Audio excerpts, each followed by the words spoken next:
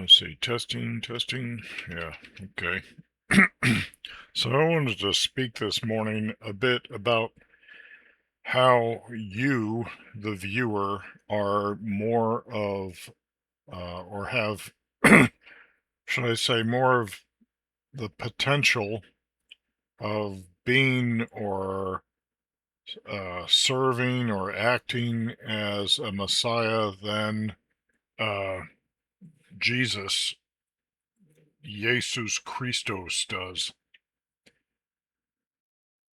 Because Jesus is a literary disguise or mask for Titus Flavius, the Roman general turned emperor.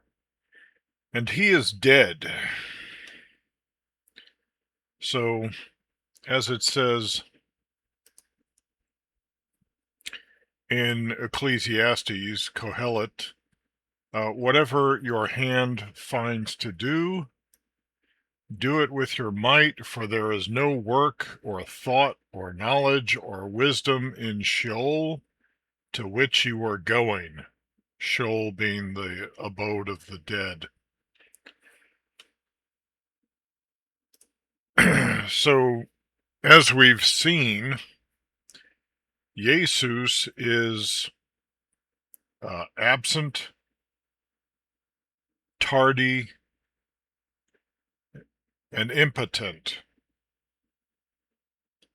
And he is so little a Messiah that he apparently needs his followers to defend his messiahship. Now, you do not need someone else to defend your identity because you're living. Everyone can see you and who you are, and they can see for themselves what your identity is to some extent, right? Because you may put on a false front or a mask yourself and maybe trying to hide your true personality because maybe you feel like it's going to be rejected, or maybe it's met with um, some disapproval in times past. But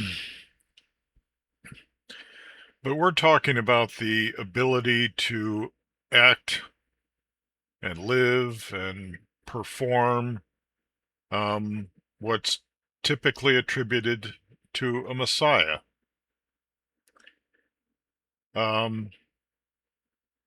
I think, for example, President Trump understands this principle. Yes, he has fundamentalist or evangelical Christians around him, but I think that Trump understands this principle that he, as a living man, has more of an ability to act as a Messiah than an absent, tardy, and impotent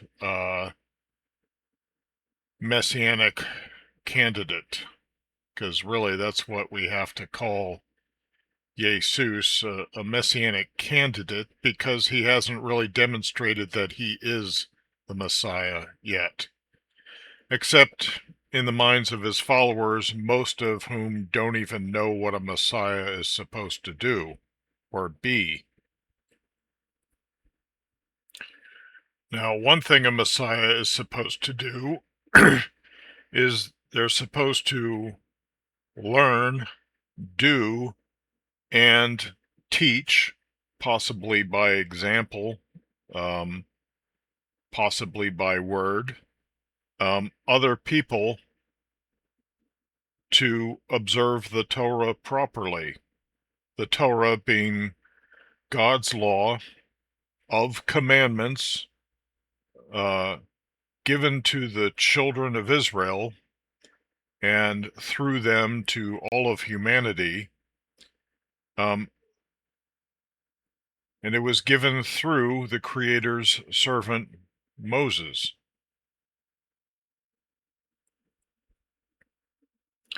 So we're talking about uh, refraining from forbidden things and doing uh, positive commandments, um, not refraining from doing good things. And you, the viewer, have more of an ability to do this than a dead, absent, false Messiah like Jesus.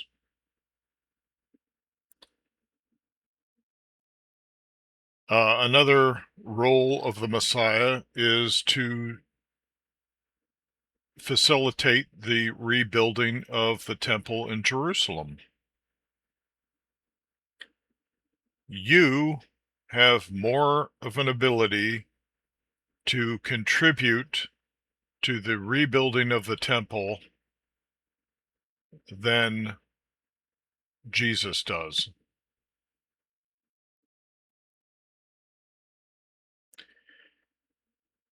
So this is something to consider because Christians kind of tend to have a sort of learned helplessness, right? They're standing on the curb waiting for their date to show up and he never shows up, but yet they're so dutiful and loyal to him and they continue standing on the curb waiting for him when they could be engaging in good works now. However, in Christianity, what you tend to see, especially amongst Protestants, maybe not so much amongst Catholics because Catholics have the confessional, but in Protestant Christianity, you get individual believers getting up and offering their testimony, and sometimes their testimony includes their life story, and they'll go into what a wretched sinner they were. In fact, it's almost like these Christian believers compete with one another to show how much more wretched they were before they became an active Christian. As if they want to show that, look, Jesus saved me more than he saved you because I was more of a sinner than you were. Compare this to the Dead Sea Scrolls community, who were said to compete with one another in good works, in good deeds, in doing the commandments of God's law. And the Christian scriptures tries to portray this as hypocrisy, when it is actually simply fulfilling the Torah, fulfilling the law. Because while you're competing in the doing of good works, not only are you benefiting those unto whom you do the good works, you are also providing an example for others in how to do good works and motivating others to do more good works.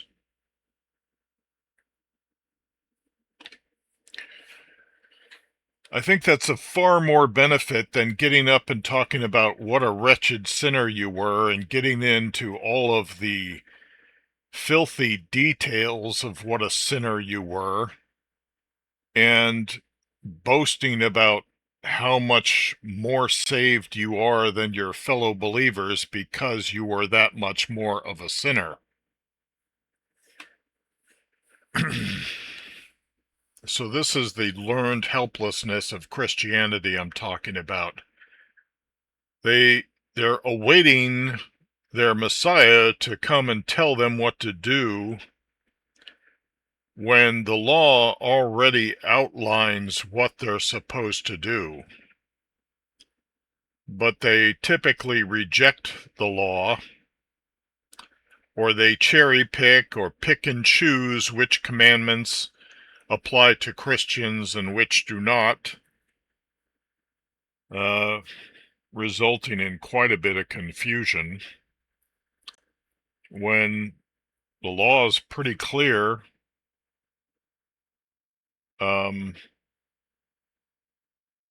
The commandments for women, I don't have to worry about being a man, unless, I have some kind of contact accidentally with a woman, then maybe it applies to me.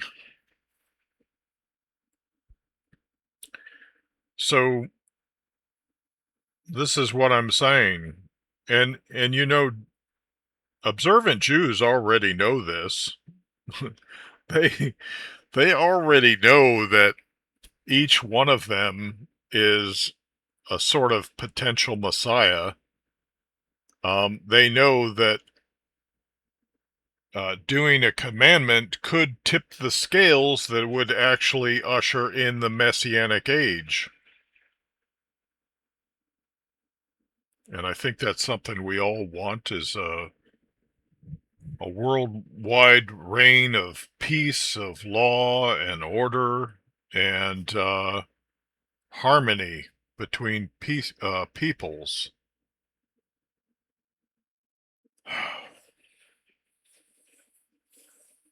Because this Prince of Peace that Christians claim Jesus is has utterly failed to bring peace to the world.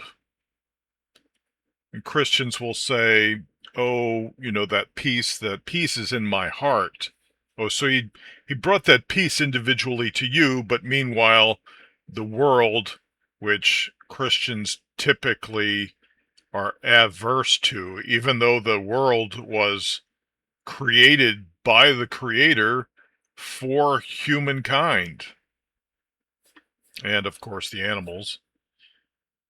And that goes hand in hand with, expecting to go to heaven one day. And so if you're expecting to go to some place better one day, naturally you're not going to look so favorably on the place where you actually live. The world. Why improve the world if you're not going to be here for very long? And if all of the wicked who remain here are going to perish along with this current world system. See, Judaism doesn't see the world that way. In Judaism, the world is this wondrous creation that was custom built for the life that the Creator populated that world with.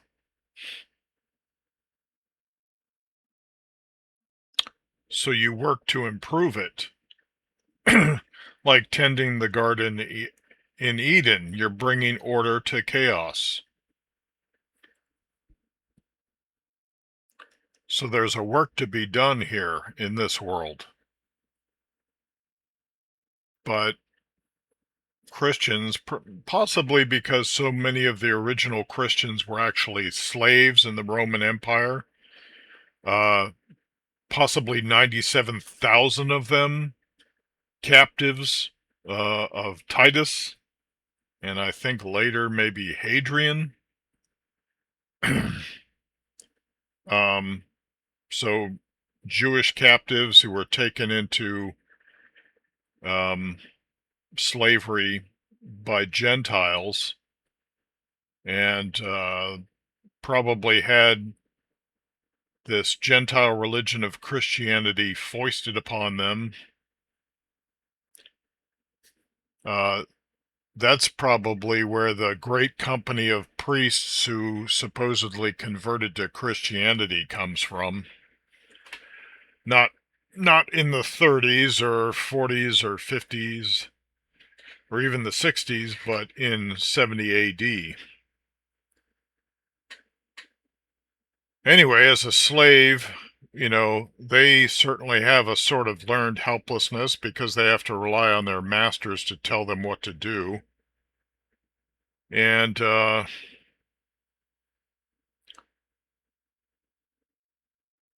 so they certainly didn't have the freedom of a free child of Israel to do the Torah um,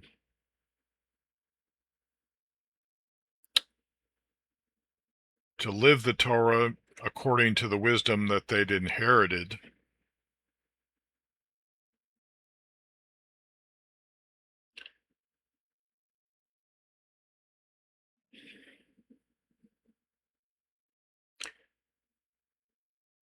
So I'm just trying to impress upon your minds that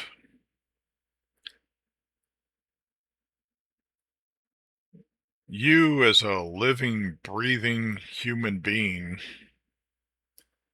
have more potential to behave and conduct yourself as a Messiah would than a dead, false, messianic claimant like Jesus, Jesus.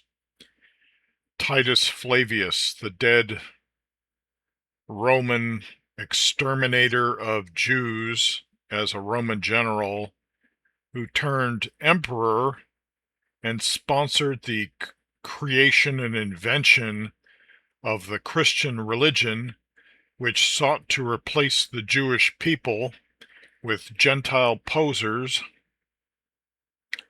and sought to replace God's law with some kind of hybrid Roman Jewish values. Certainly a perversion of Judaism, not a restoration of Judaism, not a reformation of Judaism, but a gentilization of Judaism. If you can even call it that, because it's mixed up with so much pagan polytheism that at least, the rituals and the mysteries of those polytheistic cults that, if you read the Hebrew Tanakh and you sincerely, objectively compare it to the so-called New Testament, it is so very apparent that these come from two different cultures.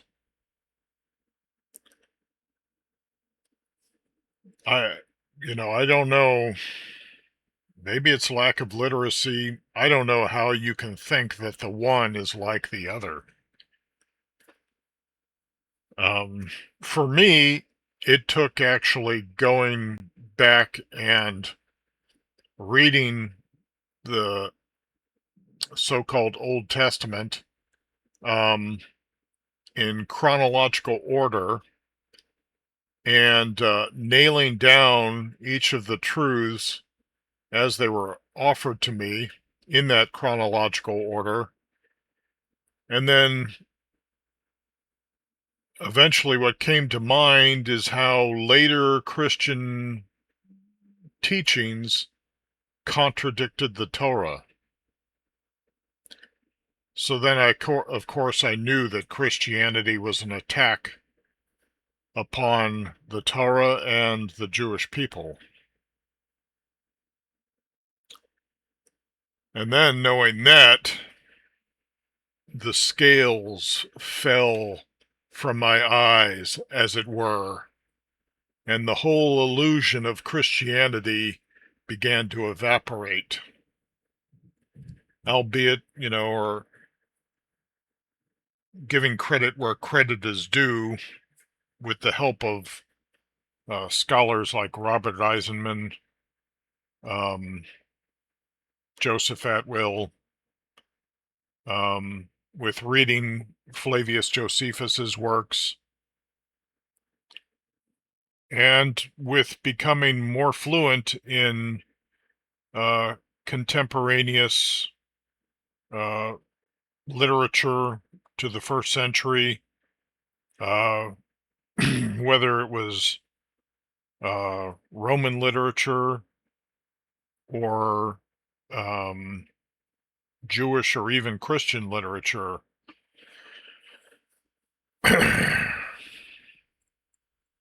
I'm speaking of like the intertestamental literature, the deuterocanonical literature, the pseudepigrapha, the so-called New Testament Apocrypha, the so-called Old Testament Apocrypha, um, the Apostolic Fathers, Ante-Nicene Fathers, the list goes on, and then some really obscure works like the Lives of the Prophets and that kind of thing.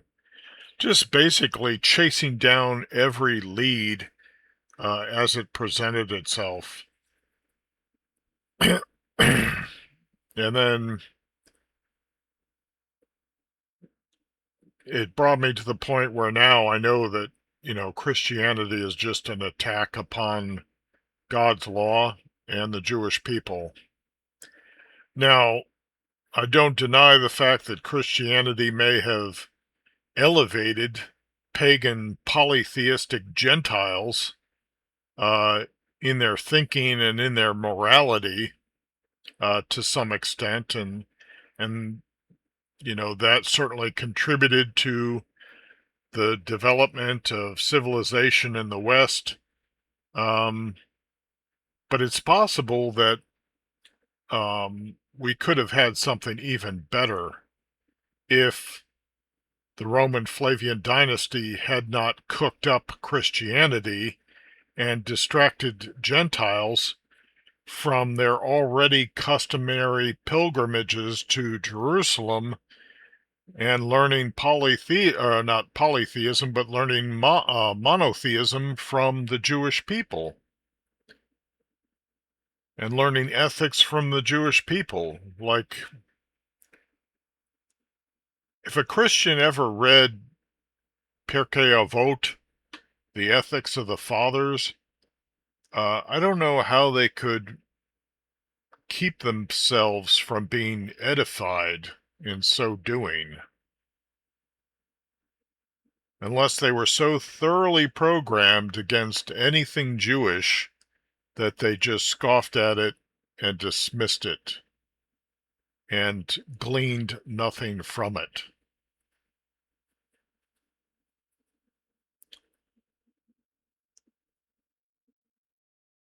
But you, the viewer, you are the living one. You are the one who has the ability to do whatever you find to do with all your might before you die. And if you choose, what you do could be doing the commandments of God's law, doing good deeds and charitable acts, loving your neighbor as yourself, elevating your ethics and your morality, working towards the rebuilding of the temple in Jerusalem,